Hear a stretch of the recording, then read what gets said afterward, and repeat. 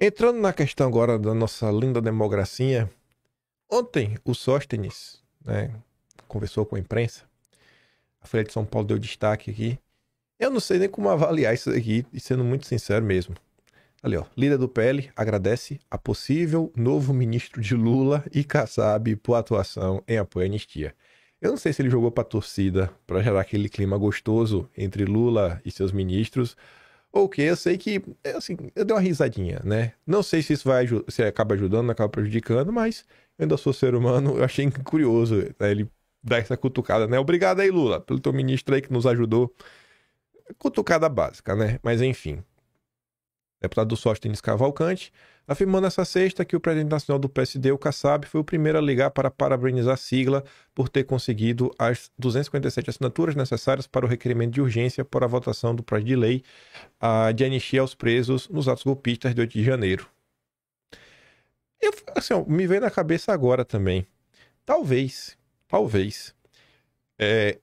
esse não dos líderes dos partidos e da própria falta de boa vontade aí do Hugo Mota, talvez isso possa até ter ajudado um pouco para dar mais robustez ao pedido. Porque quando o líder assina, fica naquela... O partido está rachado. Pega a União Brasil. A imprensa é a primeira a falar. Tem gente na União Brasil que está no governo, tem gente que é radical. Quando o Sóstenes ele consegue a lista no varejo, ou seja, quem botou o nome ali realmente apoia, foi homem a homem, 1 a 1, 257 assinaturas, você não tem margem para isso. Então você realmente está passando um recibo que você tem maioria. Você está falando, eu tenho maioria, tá aqui, ó. Os deputados que assinaram tá aqui, tá a lista, tá a assinatura deles. Isso é bastante importante, deu uma certa robustez. Tanto que o Demetrio Magnoli comentou sobre isso. Só que o comentário dele vai um pouquinho além do que tá nesse texto da Globo. Acho que vocês vão até entender porque o final do comentário dele, a Globo não quis colocar aqui como resumo. Eu vou dar play, vocês vão escutar. Eu não quero nem precisar comentar, porque o Demetrio vai falar de pessoas que eu não ouso comentar. Aí você vai entender porque a Globo não colocou. Mas o resumo da Globo é: se a oposição tem 267 assinaturas, é antidemocrático não pautar o projeto de anistia para ser votado no plenário. É antidemocrático e não importa o que alguém ache do projeto.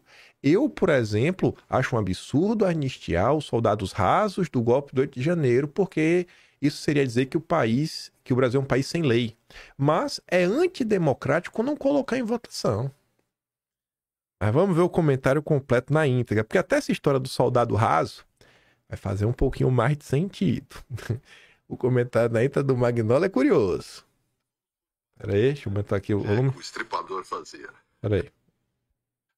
Em primeiro lugar, vamos por partes, né? Como o Jack, o estripador, fazia.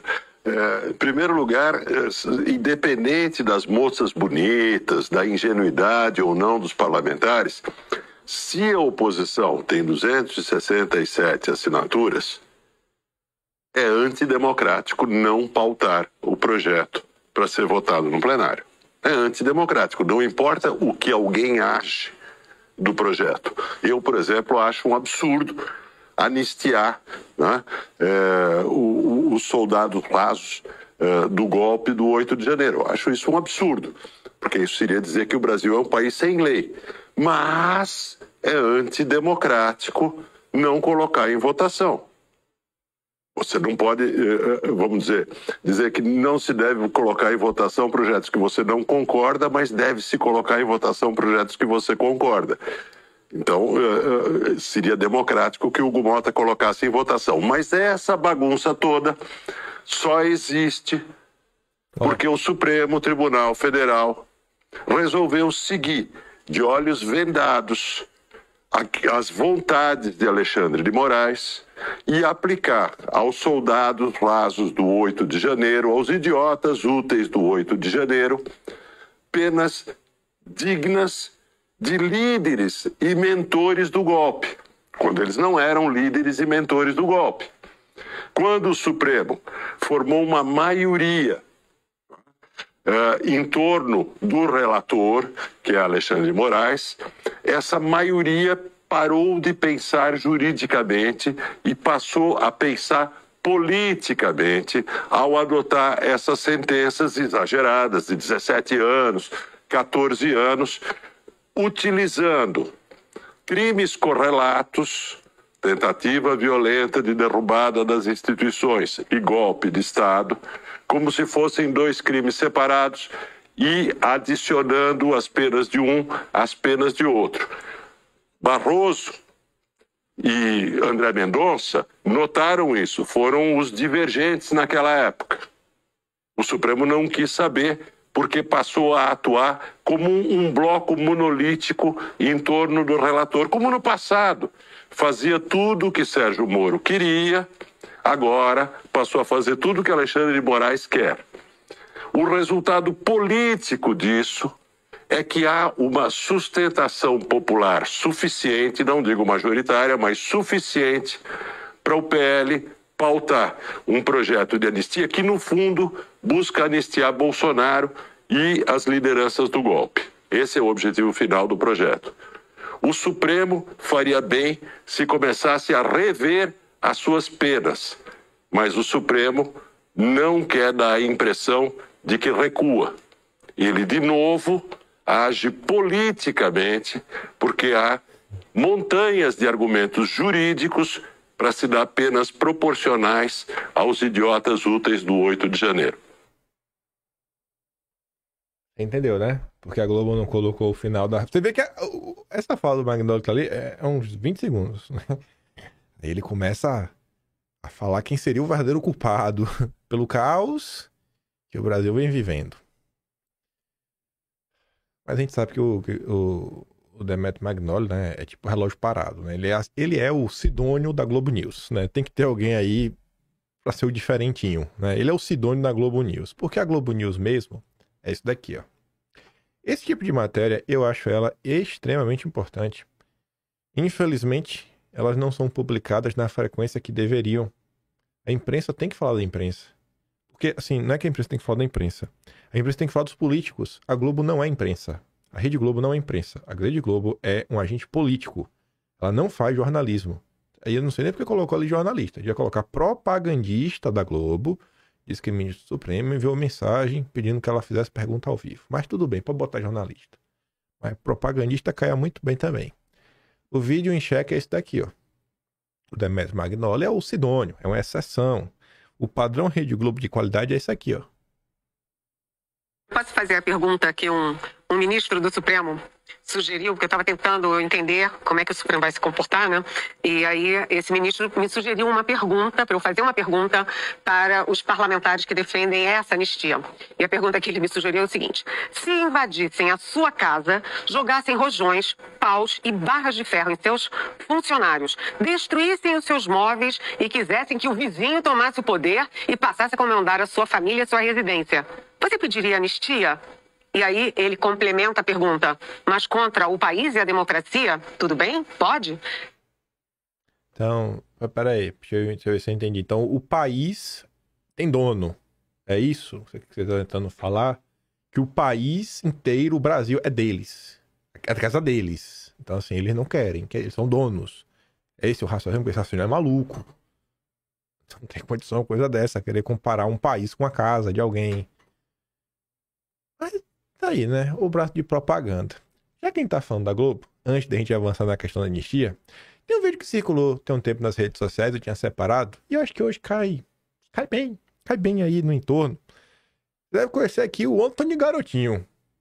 Sujo falando do mal lavado. Eu gosto desse negócio, às vezes, quando o sujo fala do mal lavado, porque aí ele fala mesmo, solta todos os cachorros e ninguém duvida, porque o tom e a forma como o Garotinho canta parece muito real, viu? Mas vamos aqui ouvir o que ele fala sobre a Rede Globo. Eu tinha alguns problemas sérios com a Globo, que não eram herança do Brizola. Logo que eu ganhei, ele me convidou para ir lá na TV Globo, eu fui. E ele falou assim: poxa, você é muito menino, né?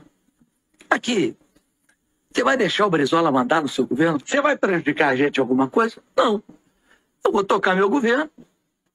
Não sou herdeiro de ódio, guarde essa frase.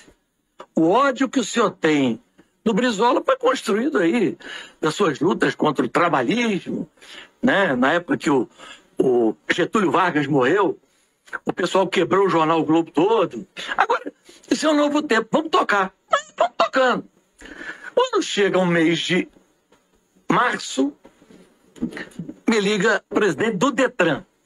Governador, estamos com um problema. Todos os carros do Estado, quem paga o seguro é o Detran. E todos estão ligados à mesma seguradora. A Roma, do Roberto Marinho. E não tem licitação, não? Não. Licita, por favor. Eles perderam o contrato. Quando chega em setembro do mesmo ano, me liga o doutor Ézio Cordeiro, que tinha sido reitor da UERJ, e era o meu secretário de educação. Governador, problema, hein? Está terminando o contrato do Telecurso segundo grau. E aqui tem um esquema do Viva Rio, que a gente repassa sem licitação para o Viva Rio, um dinheirão, e eles contratam a Fundação Roberto Marinho. Eu disse, quanto é isso? Ele disse, 120 milhões. Eu falei, então faz o seguinte, faz uma chamada e abre uma licitação. Perderam o contrato pela metade do preço. Aí foi guerra. Então, assim, as pessoas não sabem isso. Os repórteres, até que faziam as matérias, sabiam. Mas quando chegava na editoria, e aí tinha que ir para o chefe da reportagem, e o editor, aí a ordem é, ó, quando for coisa boa, fala governo do Estado. Quando for coisa ruim, fala garotinho. Tipo Bolsonaro, né? Coisa boa, governo federal. Dá pra jogar a culpa? E caiu o Bolsonaro. Nada mudou, né? A Globo é isso. A Globo não é um jornal. A Globo não é um grupo de comunicação, assim, um grupo de jornalismo. É um grupo de comunicação, de propaganda. Propaganda pro regime. Mas vamos voltar para as questões ligadas à anistia. Vê só. O pessoal está discutindo, não anistia, mas quem sabe aí um caminho do meio. Esse caminho do meio tem que ter dois caminhos, segundo aqui o Caio Junqueira. Aí ele vai fazer uma análise disso, né? Os riscos do caminho do meio para a anistia. Tá bom. Apesar dos possíveis benefícios em termos de pacificação momentânea, a medida poderia ser interpretada como impunidade por parte da sociedade, reacendando debates sobre justiça e responsabilidade. Nos últimos dias, ganhou força nos bastidores políticos a discussão sobre um possível caminho do meio para a questão da anistia aos envolvidos nos eventos de 8 de janeiro. Essa saída poderia se concretizar por duas formas: por meio de um indulto concedido pelo Lula, ou por uma revisão da dosimetria das penas pelo Supremo, reduzindo as condenações dos réus. A proposta surge como uma tentativa de retirar essa pauta polarizadora do centro do debate público, permitindo que o país avance em agendas consideradas mais urgentes e que beneficiam a ampla maioria da população. Olha como esse papo tá sendo repetitivo, né? Porque essa é a narrativa que os jornalistas independentes, os grandes analistas, preocupados com o país, eles arrumaram. Para não atacar a anistia e ficar meio feio, para mostrar que você é um desalmado, que você não tem nenhum resquício de ser humano dentro de você, aí eles falam, não, é porque a gente tem que se preocupar com os problemas mais urgentes do Brasil. Vou falar isso já agora. Vem cá. O governo Lula começou ainda na transição. Ainda na transição, o Lula já estava lá pedindo a PEC do rombo. Já foi lá na COP, foi tudo mais. O Lula sempre teve amplo apoio do Supremo Tribunal Federal, vide a decisão do ministro Lewandowski na época, eliminada da lei das estatais, que depois até deixaram de fazer, mas o Lula não precisou demitir, que ele nomeou, porque a partir do pressuposto que o Lula fez isso, de bom coração, bom grado. Tudo que o Lula quis colocar para andar, andou. Tudo. Não tem esse papo de agendas urgentes. Não tem. Se passaram mais de 2 anos e meio. Já tem mais de 2 anos e meio desde a transição para cá. Em nenhum momento de 2 anos e meio até agora, nada de importante foi apresentado. Nada. Agora colocaram a chamada aí de PEC da Segurança Pública que o pessoal já está olhando assim meio torto. Já tem gente do próprio Ministério Público reclamando, matéria do Estadão. Assim, isso é meio complicado, tem alguns problemas aí, alguns furos. Então assim, não existe problema urgente para o Brasil. Na verdade, os problemas existem. O que não existe é uma preocupação real com os problemas do país. Não existe, Nunca existiu e até o governo Lula acabar não existirá. Um governo que está aí envolto em denúncias, dia sim, dia também. Das mais diversas denúncias. Acabou de ter um ministro afastado após, né, a PGR oferecer uma denúncia contra ele. Por diversos crimes. Eu estou falando do Juscelino. Então, se até agora o governo Lula não fez nada para colocar os assuntos urgentes em pauta, aí agora, assim, agora o governo Lula ia fazer. Agora o governo Lula, amanhã é domingo. Mas a partir de segunda-feira, a partir do dia 13, é dia 13? Não, dia 14. A partir do dia 14 de abril, a coisa começa a andar, mas não vai andar mais por causa da anistia. Que papo de maluco. Papo de maluco. Papo de maluco. Papo de maluco. Não tem agenda. Não tem. Ninguém tem. Agenda é só boletar. Boletar olhando para si mesmo. Esse caso aí do Antônio Garantia é um retrato perfeito. Você vê que o dono de um veículo de comunicação, às vezes dono de outras coisas, e ele usa o veículo de comunicação dele para cobrar mil uma coisa, mas no final o que ele gosta é de mamar nas tetas do Estado. Quem é o dono da CNN? Quem é o dono da CNN? Ele tá preocupado? Quais são as pautas urgentes do dono da CNN, do Rubens Menin? Ele tá triste com o governo Lula? O grande Rubens Menin da MRV?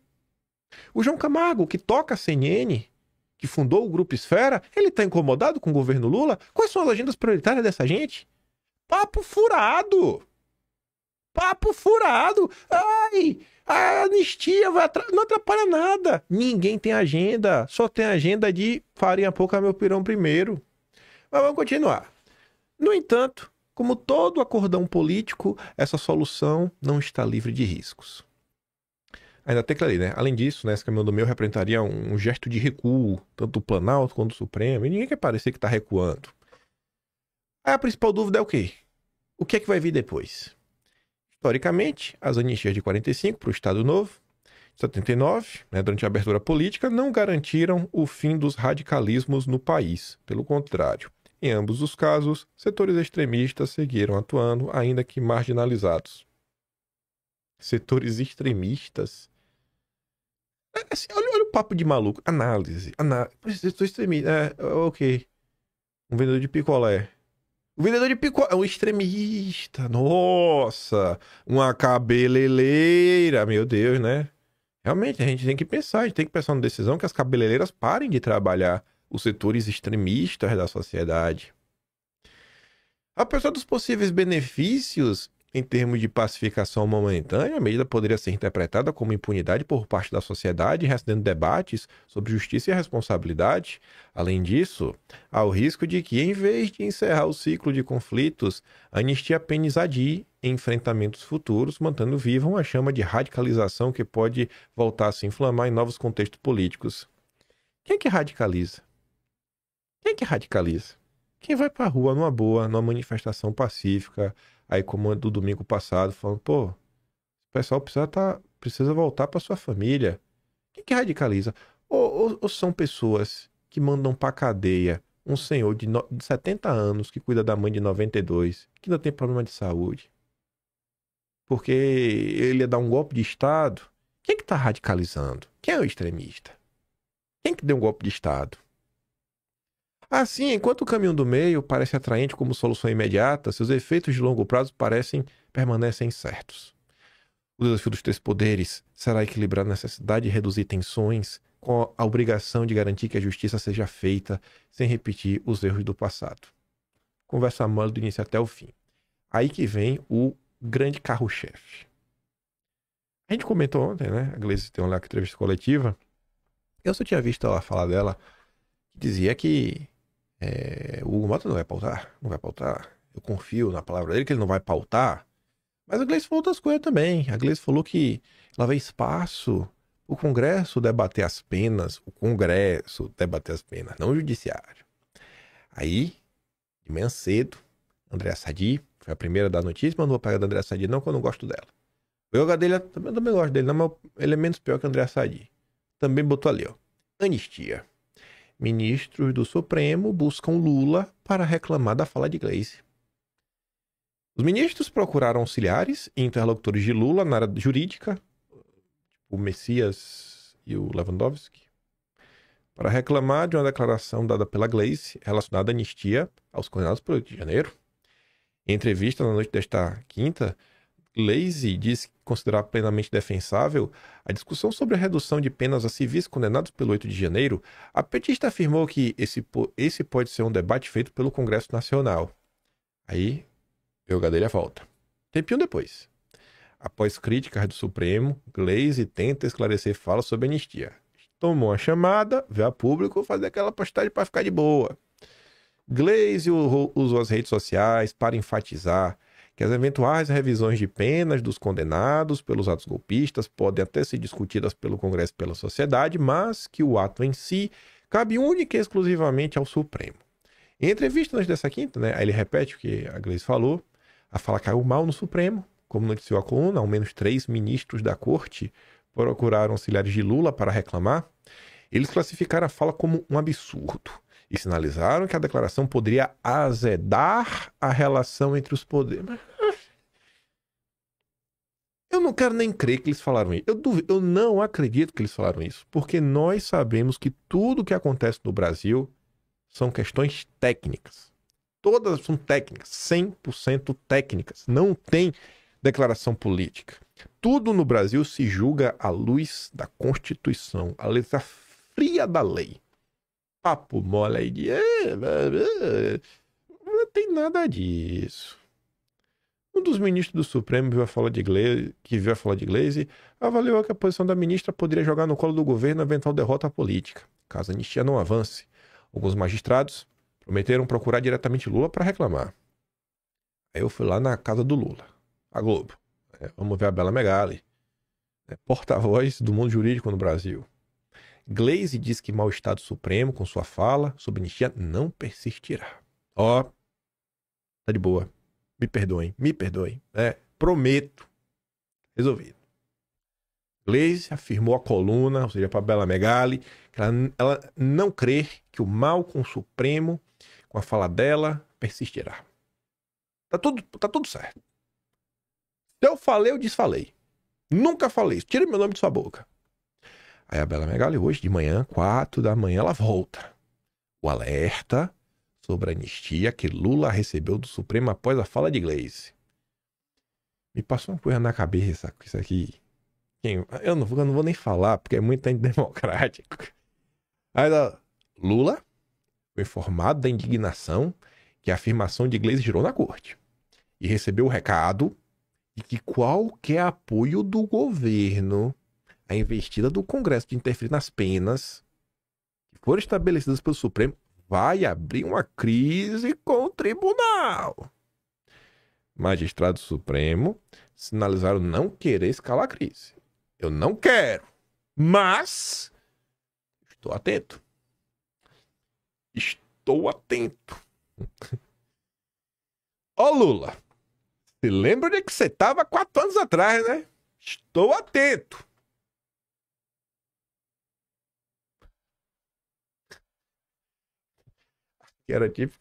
Aqui é a típica notícia. Se Bolsonaro fosse louco, que eu não acho que ele é louco, nossa, vai postar isso aí já chutando o pau da barraca. Tem tanta coisa que você poderia falar pro Lula, né? A pessoa real que acontece no Brasil. Ó, estou atento, viu? Ó. Tô de olho em você, viu? Ó, tô de olhos abertos. Não quero uma crise, mas, eu tô de olho, viu, Lula? Esse é o Brasil. Essa é a harmonia entre os... Isso é democracia. Isso é a expressão máxima da democracia brasileira. Vamos bater palma. Tem que bater palma, gente. Isso aqui é lindo. Foi por isso aqui que Ulisses Guimarães dedicou a sua vida. Foi para isso aqui que o Roberto Marinho apoiou vários golpes no país. É para isso daqui que Júlio de Mesquita Filho foi um dos maiores golpistas na história do planeta Terra. É para isso daqui que eles perseguiram a família real para dar o golpe da República. Nossa. É para isso que a gente viveu. Essa é a expressão máxima da democracia. Que o povo coma sei lá, comida estragada. Mas a gente tem que preservar essa harmonia entre os povos. Isso aqui é lindo. Isso é a expressão máxima da democracia brasileira. É surreal isso aqui. Esses 2 lindos parágrafos têm que ser eternizados na história. E eu vou tentar registrar, né? Aí você tem aqui 2 antidemocratas. Parece aí que eles não estão honrando a posição que eles estão ocupando. Não sei quem é o Mendonça acha que ele é, muito menos o Cássio Nunes Marques. Acabaram de chegar. 2 neófitos, vamos dar uma palavra bonita, né? 2 neófitos, sabe o que é neófito? É o cara que acabou de chegar. Uma palavra difícil para falar, o cara acabou de chegar. Acabou de chegar e já quer discordar dos colegas, com muito mais tempo de profissão, de casa, que escrevem livros. Aí tá ali, Mendonça e Cássio votam para absolver golpistas. Tá errado, óbvio que o Mendonça tá errado, né? Você acha que o Mendonça tá certo? Eu acho que o Mendonça tá errado. É melhor você achar que o Mendonça tá errado também, viu? Pra não dar ruim pra você. Piadas à parte, né, gente? Deixando a ironia de lado. É aquele caso. O Mendonça não é um nota 10, o Cássio não é um nota 10, mas assim, com uma certa frequência você vê que a decisão deles normalmente diverge da decisão dos outros ministros. Normalmente diverge, né? Normalmente diverge mesmo. Nosso companheiro Ruizão Backpepper, o agente 0022, fez um pequeno texto aqui de uma fala que ele proferiu ontem na sua clássica live no 247. Infelizmente não foi com a Tuxi. O processo do 8 de janeiro vai passar, mas as medidas tomadas pelo Supremo vão ficar. Ruizão comenta: a truculência do Supremo está sendo questionada no país inteiro. Os bolsonaristas fizeram uma propaganda muito boa contra a corte, mostrando o caso da Débora, a mulher do batom. Isso foi muito ruim para o Supremo. Tanto que, hoje, viu Lindenberg dizendo que quer negociar no Congresso uma redução das penas para os condenados pelo 8 de janeiro. Porque isso aí é um navio que está enchendo de água por todos os buracos. Há uma tendência de rejeição por parte da população. Não é popular você pegar o dono de uma pizzaria e dar 17 anos de cadeia para ele. Não é verossímil dizer que uma cabeleireira estava dando um golpe de Estado. Eu sou contra esse processo. Eu sou contra condenar pessoas por uma ação armada que ninguém estava armado. Sou contra condenar pessoas coletivamente. Isso é uma afronta aos direitos democráticos. Esse processo monstruoso do Supremo está na crise total. Me parece, inclusive, que a possibilidade de anistia ser aprovada no Congresso é muito grande, o que significaria uma derrota de toda essa operação política. E a esquerda se comprometeu profundamente com essa operação do Supremo e agora vai ficar com o bico na mão. O Supremo ficará desprestigiado, mas a esquerda tem um nome a zelar, tem a obrigação de ser um partido popular. E no Brasil, o Supremo praticamente acabou com a Constituição. Passaram por cima de tanta lei, fizeram tanta coisa digna de ditadura. Na hora que essa campanha toda passar, todo mundo vai querer tirar o corpo fora, dizer que não apoiou, etc. O processo do 8 de janeiro vai passar, mas as medidas que a corte tomou, até mesmo antes do processo, vão ficar. E significam a demolição dos direitos do Brasil. A gente está discutindo muito sobre anistia, as medidas do antes, né? A coisa vai passar, mas a história vai ficar aí. Duas coisinhas bem rápidas. Primeiro, notícia agora, do dia 9, notícia de ontem. Ministro rejeita pedido e não autoriza saídas de Daniel Silveira da prisão para estudo e trabalho. Ministro autoriza prisão domiciliar para Chiquinho Brazão.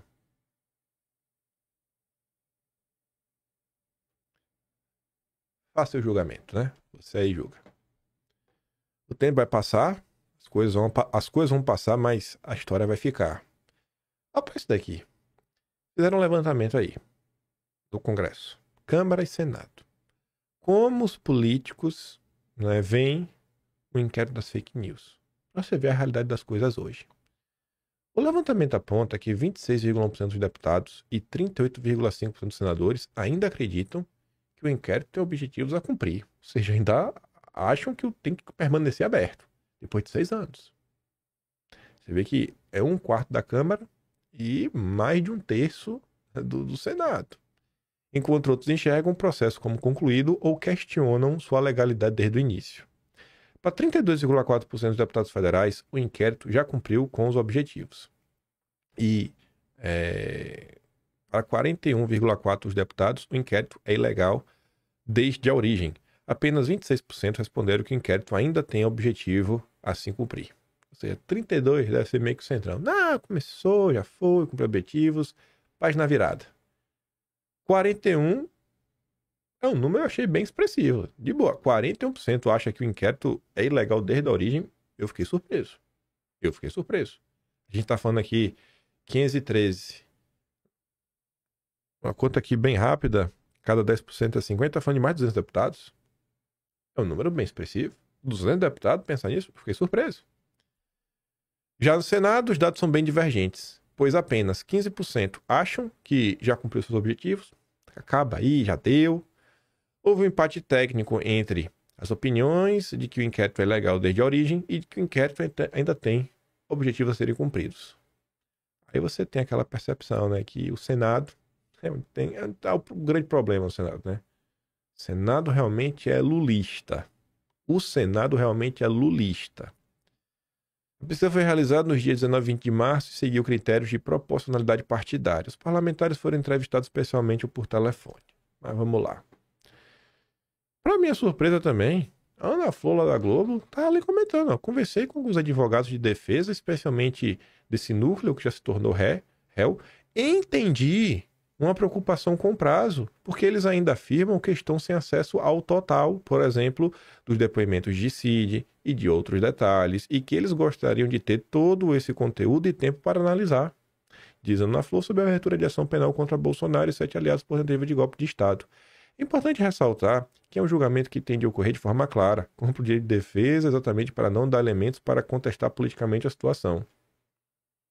Fiquei surpreso, né, com a turma da Globo News dando destaque para isso, porque desde o julgamento o pessoal está querendo ter acesso.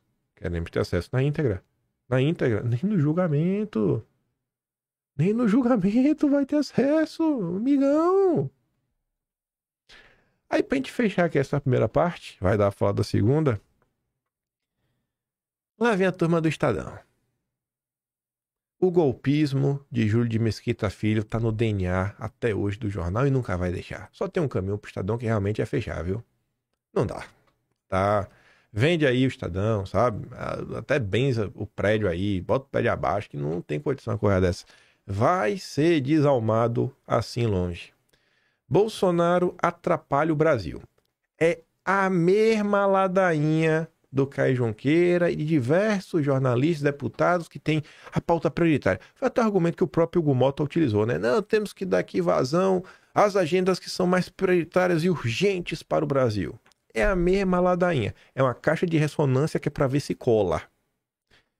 Bolsonaro, aquele que é, segundo os seus bajuladores, o grande líder da direita, timoneiro do PL, o maior partido da Câmara, não tem nada a dizer sobre a profunda crise mundial deflagrada pelo Trump. Nada. O único assunto é a tal da anistia para os golpistas e, por extensão, para si mesmo. Já começou. Esses meses eu tava até vendo, né? Tem uns caras aí na internet que só falam de investimento. Todo mundo só consegue olhar essa questão que está nos Estados Unidos sob a ótica do meu dinheiro. Meu dinheiro, minhas ações. Meu dinheiro, minhas ações, o meu amado mercado. Mas tudo bem. Segundo o Estadão, o Trump é isso, tá tudo errado mesmo. Admita-se que talvez seja melhor mesmo que Bolsonaro não dê palpite sobre o que está acontecendo. Se ele não fala, tá ruim. Se ele fala, tá ruim também, né? Então é bom que ele não fale nada. Aí dá lá um monte de ladainha, um monte de chororô, que Bolsonaro não tem nenhum expertise, não sabe de nada, só abre a boca pra falar besteira. Mas o ex-presidente poderia, neste momento de graves incertezas, ao menos mostrar algum interesse pelo destino do país que ele diz estar acima de tudo. No entanto, como sabemos todos que acompanhamos sua trajetória política desde os tempos em que era sindicalista militar, o Brasil nunca foi sua prioridade. Nunca. O Brasil deveria ser prioridade em todos os demais. De todos os demais, o tema da anistia não deveria nem sequer ser discutido por gente séria. Frente não só às turbulências globais do momento, mas problemas brasileiros incontornáveis que afligem de fato a população. Agora, inflação, É um problema que começou agora. Começou agora o problema da inflação. Violência, começou agora o problema da violência. Saúde pública, o problema começou agora. Desafios da educação, começou agora. Começou agora. O que é que está impedindo vocês, iluminados, a solucionarem isso? É a anistia. É a anistia. Vai. Essa é a pergunta a fazer quem lê um texto desse, porque o povo é bocó. O povo vai lendo, não raciocina.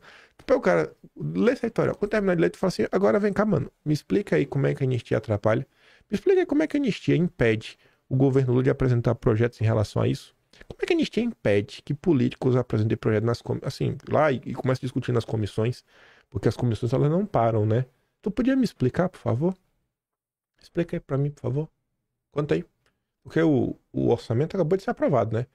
Você vê, o Brasil é tão importante, que acho que ano passado não estava discutindo assim, questão de anistia, como tá agora, né? E o orçamento não foi aprovado ano passado. Foi por quê? Se não tinha anistia no ano passado, por que o orçamento não foi aprovado no passado? A gente começou o ano sem o orçamento aprovado. Estamos aprovando no 4º mês do ano. Explica aí como é que isso acontece. Qual foi o problema do ano passado que o monte de coisa não foi votada? Porque não tinha anistia. É, assim, não dá. Simplesmente não dá. Tem que xingar. A única forma de você escrever isso aqui é xingando. Mas eu não vou xingar. Infelizmente, num congresso que se mobiliza de verdade quase sempre apenas para assegurar verbas e cargos, Bolsonaro está em seu meio. Pronto. Parece intuir que a liderança que exerce sob sua numerosa base popular basta para submeter os políticos pusilânimes a seus caprichos pessoais. E é por isso que o ex-presidente dobrou a aposta, lançando o repto. Eu não sei nem o que é repto. As instituições reafirmando-se como candidato à presidência apesar de sua inelegibilidade e convocando os potenciais herdeiros políticos a se tornarem cúmplices de seus ataques à democracia. Mas, irmão, democracia é isso. Ele é candidato, ele quer ser. Pronto, se aceita. Se aceita. Do mesmo jeito que você tá bostejando aí, ele bosteja lá do lado dele. Se estiver bostejando, pronto, tá do lado de bostas. Tem condição de levar isso aqui a sério? Bolsonaro está todo vapor, além de mobilizar parlamentares da oposição e fazer atos públicos e declarações quase diárias sobre o tema. Isso se chama fazer política? Prazer? Não, isso aqui chama política.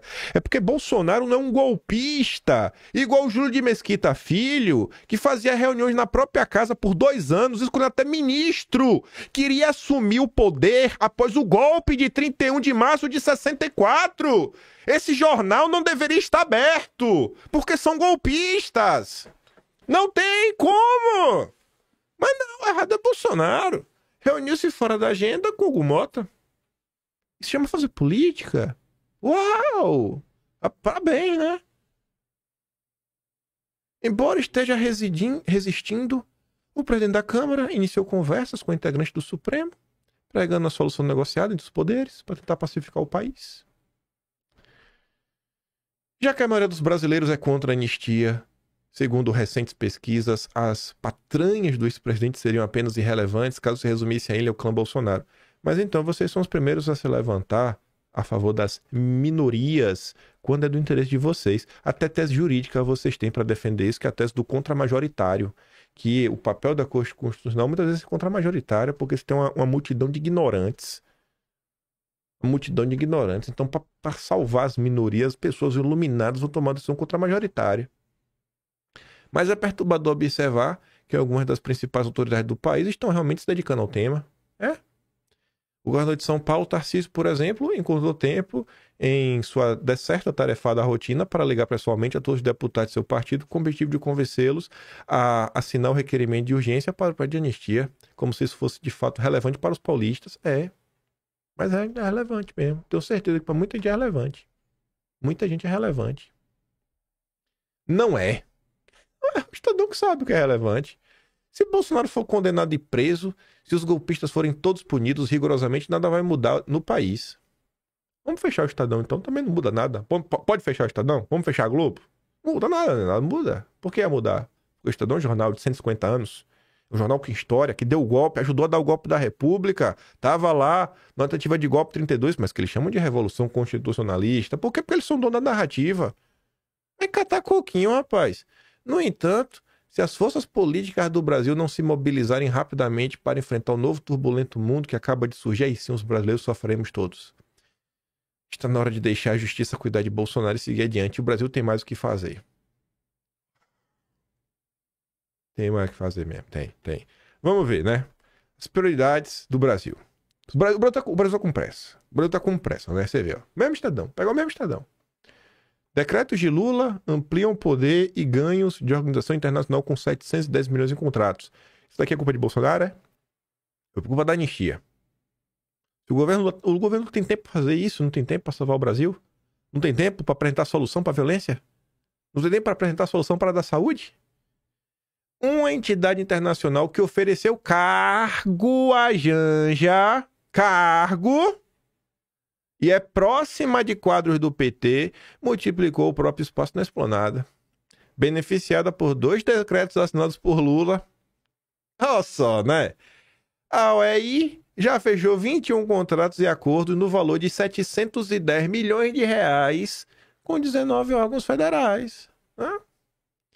Responsável por alguns dos principais eventos do terceiro mandato de Lula, como a COP30 e a cúpula do G20, a OEI pode embolsar cerca de 42 milhões com cobrança de taxas de administração. Mostram documentos inéditos obtidos pelo Estadão. Só por esses 2 eventos, a entidade ficará com até 30,6 milhões de reais. A taxa de administração em contratos como o da OEI com o governo foi elevada de 5% para 10% para até 10% por um decreto assinado por Lula em março de 2024. Viva a democracia! Uma outra decisão presidencial de setembro passado permitiu à OEI contratar empresas para execução dos acordos sem licitação. Parabéns, Lula. Baita decisão. Obrigado por permitir esse tipo de contrato sem licitação. Obrigado, Lula. A OEI se apresenta como a maior organização multilateral de cooperação entre os países ibero-americanos de língua espanhola. O Brasil fala português. Trata-se de uma entidade internacional de direito público que atua no Brasil há 2 décadas, desde o primeiro governo Lula, com eventos, projetos sociais, consultorias e ações educativas, mas foi na atual gestão do governo Lula que a presença e os ganhos diretos alcançaram patamares inéditos.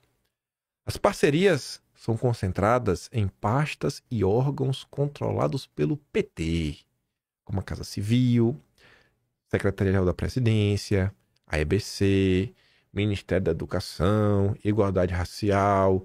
Dos 710 milhões em contratos, 629, quase 90%, estão sob guarda-chuva de ministros e dirigentes petistas. Em todo o governo Bolsonaro, nos 4 anos, a OEI fechou 78,9 milhões em contratos. Em 2 anos, de Lula 3, o governo já transferiu 197. Em 2 anos, mais do que o dobro. Dos 710 celebrados, os contratos são fechados sem licitação. A organização também goza de condições especiais na relação com fiscalizadores nacionais. O acordo que o Brasil estabeleceu, relação formal com a OEI, em vigor desde agosto de 2003, primeiro ano do governo Lula, firmado no primeiro ano do governo Lula, determina que a sede da entidade no país, situada em Brasília, só pode ser alvo de autoridades mediante autorização de sua direção. Nem o Supremo manda lá, é? A sede da entidade está submetida a regras parecidas com as aplicadas às embaixadas de países estrangeiros. A OEI entrou em evidência por conta do seu maior contrato com o governo federal, firmado com a Secretaria Extraordinária da COP30, subordinada à Casa Civil. A pasta repassará 478 milhões para o órgão preparar a COP. O ministro Bruno Dantas, do TCU, indeferiu na última terça, dia 1º, um período da oposição para suspender o contrato. Não vai suspender, não. Tá bem pago aí. Quase 178 milhões. Tá bem pago. Do montante previsto para a COP, 5% serão recebidos a título de taxa de administração, equivalente a 22,7 milhões, que irão diretamente ao caixa da entidade. Em uma nota técnica, adoro a nota técnica da Casa Civil, o governo afirma textualmente que a celebração do acordo com essa taxa não visa vantajosidade financeira, mas provimento de insumos técnicos, que permitam aportar conhecimento necessário ao desenvolvimento de capacidades. Eu adoro essas decisões técnicas. Em todos os demais processos que a reportagem teve acesso, a fatia cobrada pelo organismo internacional foi maior, 8%. No início de 2023, poucas semanas após o início do terceiro mandato de Lula, o governo Lula articulou a nomeação de Janja para um cargo na OEI. Em abril daquele ano, a entidade anunciou a criação da Rede Ibero-Americana para Inclusão e Igualdade, que seria coordenada pela primeira-dama. A Janja participou da cerimônia na sede da organização em Madrid e posou para foto ao lado do secretário-geral da entidade, Mariano Jaboneiro, mas nunca desempenhou efetivamente qualquer papel no cargo devido a um recuo do governo. A relação de Janja com a OEI, no entanto, manteve-se estável. Durante eventos organizados pela entidade paralelamente à reunião da cúpula do G20, que ficaram conhecidos como Janjapalooza, ela apresentou painéis e seminários. Lembra? Ela fez aquela linda fala, inclusive, com o Elon Musk. Olha a OEI no Janjapalooza. E você vê, né? A baita entidade. Ela atua em 23 países, principalmente das Américas, na Argentina e na Colômbia. A entidade envolveu-se em crises políticas recentes, com suspeitas de mau uso de recursos públicos e desdobramentos na justiça. O governo do Milei enfrenta desde o ano passado denúncias de que um acordo com a Organização para a Distribuição de Alimentos não teria sido cumprido. A polêmica escalou com contratos de consultoria com a OEI que serviam como cabide de emprego discreto por render salários aliados que não apareciam na lista dos oficiais de servidores. Depois também falo da Colômbia. Mas e aí? O governo está ocupado com os assuntos, né, que eu fico assim me perguntando. A culpa do país não andar é da anistia? É da anistia? Apresenta aí, cara. Vamos trabalhar. Que tal os deputados começarem a trabalhar 4 dias por semana? Já pensou? Até parece que tudo para porque está se discutindo anistia, né? É o assunto demorado para se discutir, né? O assunto demorado. Até porque também se colocar em votação vai ser muito demorado, né? Nossa senhora! A gente vai passar o ano todo discutindo anistia, né?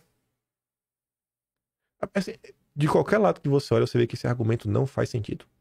Uma vez, assim, você coloca em plenário do dia, votou. Vai pro Senado, coleta as assinaturas, requerimento de urgência, bota em votação, babufo, já foi. Acabou.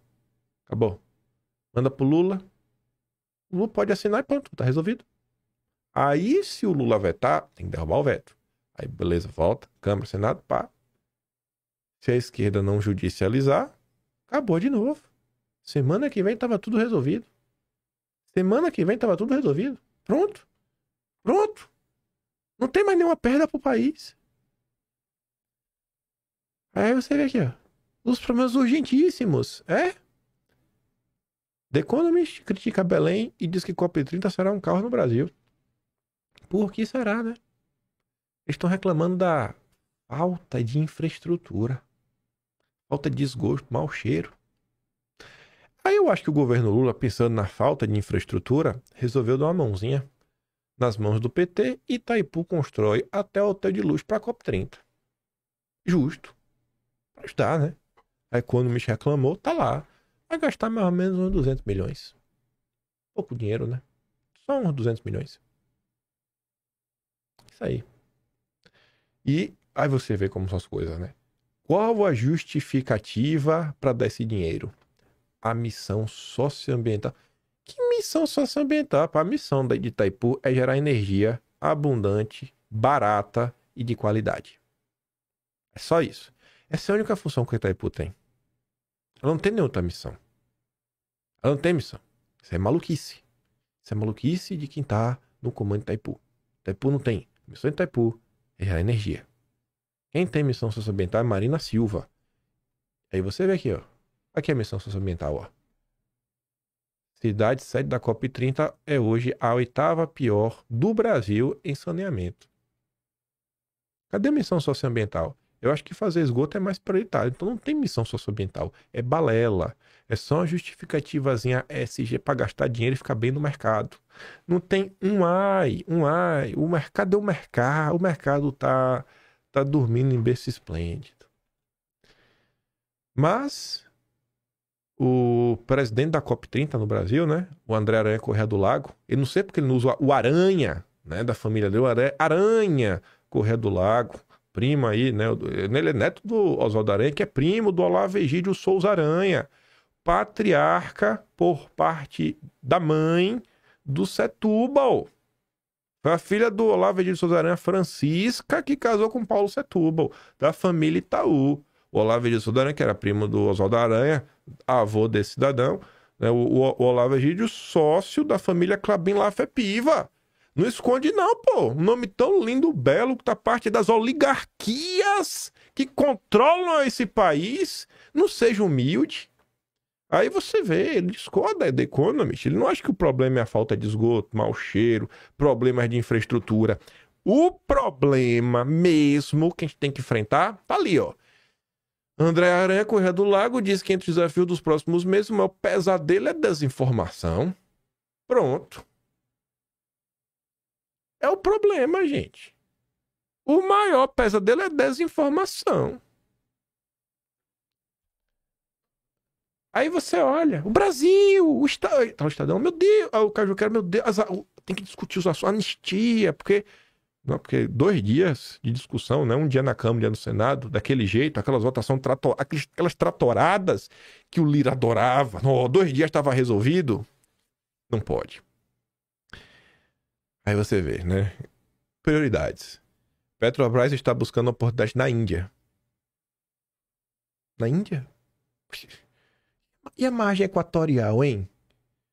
Aí ela tá ali. A Petrobras está de olho em blocos de exploração na Índia. Sim, a estatal brasileira precisa atravessar o mundo para buscar o que tem aqui de sobra. Águas profundas com enorme potencial energético. Mas enquanto outros países disputam cada gota de investimento, o Brasil continua travado. Não por falta de recursos, mas porque o IBAMA, junto com ONGs internacionais, virou um filtro ideológico com verniz ambiental. Empregos que não saem do papel, arrecadação que não acontece, desenvolvimento que nunca começa, tudo isso porque decisões técnicas foram trocadas por discursos prontos. A tal agenda verde não reduz emissões, reduz as chances do Brasil prosperar. Aí vai lá a Petrobras pedir pinico. Por favor, Marina Silva, por favor, Lula, para de destruir o país. Margem equatorial. Petrobras conclui unidade de fauna no Oiapoque, que era a exigência do IBAMA. Para perfurar 500 quilômetros da margem, tinha que cuidar do Oiapoque. Não sei nem o que é Oiapoque, mas achei o nome engraçado. A Petrobras acaba de entregar no Oiapoque uma estrutura que parece saída de um roteiro animado. Um centro completo para cuidar de golfinhos, peixes, boi e tartaruga. Me ligaram aqui. Que onda, né? É a Petrobras, o Lula. Tá, pior que nem sabe, meu vídeo é gravado. Tudo exigido pelo IBAMA antes que a estatal possa perfurar um poço a mais de 500 km da costa no meio do oceano. Mesmo com a obra pronta, nada anda. Falta inspeção que depende de uma nova rodada de ritos e aprovações. Aqui está o ponto. Não se trata de precaução ambiental. Trata-se de um jogo geopolítico travestido de zelo ecológico. As engrenagens da burocracia giram como se tivessem vida própria, criando obstáculos onde deveria haver planejamento e decisão. No fundo, o que se vê é geopolítica disfarçada de prudência técnica. O Brasil, sufocado por exigências irracionais, esbarra em barreiras enquanto tenta acessar sua própria energia. Do lado de fora, os fundos verdes e seus sócios internacionais observam em silêncio, nada mais útil para eles do que um país paralisado, rico, mas interditado. Aí você vê, essa notícia foi do dia 5. Aí, 3 dias depois, Petrobras segue pressionando. Olha o Caio Junqueira de novo. Ó. IBAMA não prevê vistoria. Sabe por que o IBAMA não vai fazer vistoria? Por causa da anistia. A anistia está impedindo o IBAMA de ir fiscalizar o Oiapoque. Por quê? Não sei. Não sei. Pergunta pro Caio Junqueira. Pergunta lá pro Estadão. Eles vão te explicar como a anistia está impedindo o IBAMA. É culpa da anistia. Sabe o PCC que tá aloprando? Sabe o Comando Vermelho? Sabe por que eles não estão sendo combatidos? Por conta da anistia. É uma coisa importante que vocês devem... né? Quando você conhecer uma pessoa aí que ainda tá sem meio em dúvida, você pega aqueles 2 textos e fala, cara, sabe o que o Estadão e o Caio Junqueira andaram falando? Que o combate aí, assim, quando você traduz o que eles estão falando no final do dia, é basicamente que o PCC e o Comando Vermelho não estão sendo combatidos porque a anistia não deixa. Você acha que isso faz algum sentido? Porque eu leio aqui esse texto. Não tá dando a entender isso aqui? Piada. Uma piada. E o IBAMA não tem data. A Petrobras encaminhou uma nova carta. Um novo pedido. Sabe? Tô apto para ser vistoriado lá no IAPOC. Me ajude. CNN procurou o IBAMA. Que não tem previsão. Não tem não. Tô sem pressa. Vou quando eu quiser. Mas a culpa do país não andar é da anistia. Tinha mamãe coisa pra comentar, mas a gente comenta depois. Não tem como. Não, simplesmente não tem como. Eu vou mandar lá o vídeo do Demetrio Magnoli, da Cantanhede e o do Antônio Garotinho falando da Globo lá no Telegram, como sempre. Se gosta do meu trabalhinho, quer dar um pouco mais, pode se tornar membro do canal. Tem um botão de valeu, prenda inscrição e tem um Atlas brasileiro. Amanhã nós estaremos de volta, porque a anistia não nos impede de trabalhar. Não sei por que impede os políticos de trabalhar, mas nós conseguimos trabalhando, mesmo com o pessoal discutindo anistia. Não pararemos por conta disso. É isso, né? Fico com aquele grande beijo e abraço. Vejo vocês amanhã. Tamo juntos. Valeu, meus amigos. Fui.